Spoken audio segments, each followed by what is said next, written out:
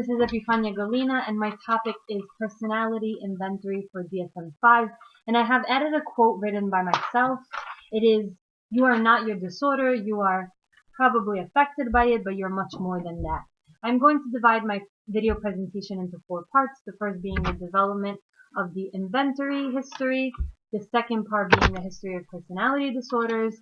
The third being the personality inventory for DSM-5. And the fourth being the measurement of personality disorders. So Tackett and his colleagues in the development of, when they worked on the development of the inventory history, they mostly maintained the same classification from the DSM-4.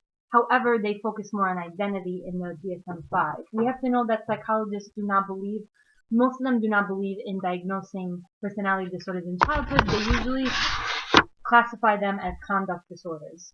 So as for the history of personality disorders, they are divided into various groups and subcategories. There's obsessive compulsive personality disorder, antisocial personality disorder, schizotypal, schizoid, and there are various forms of those as well. And they are characterized by a constant struggle between the self and interpersonal relationships. Usually they are characterized by apathy and by emotional conflict. And personality disorders are egosyntonic, which means that the person that suffers from the personality disorder does not realize that it is a mental illness, but they do believe that it is something that is within them, and for that reason, there's always someone else that brings them to a psychologist or tells them that they have this issue. The third is the personality inventory for DSM-5. The personality inventory is a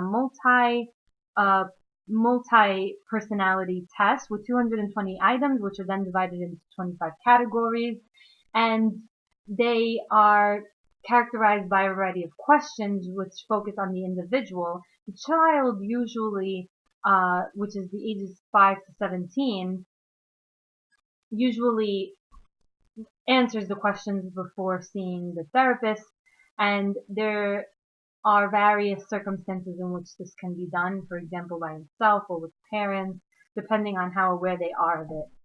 And as for the fourth part, the measurement of personality disorders. So as we said, they are measured into these 25 facets, and clinicians have to evaluate through different numbers what the total score is in order to assess whether it is a severe personality disorder or mild or moderate personality disorder.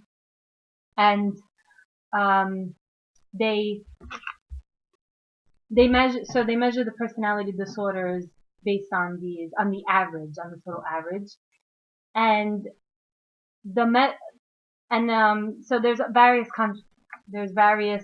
controversies on this type of test and the measurements. For example, that because of the egosyntonic characterization of the personality disorder. My personal opinion of it is that it is relevant as it focuses on the specifics, and I believe that it has been effective in treating and diagnosing the personality disorders, and I believe that it has assessed them in a proper way. Therefore, making it one of the tests that should continue to be used within psychology. Hope you liked it, and bye.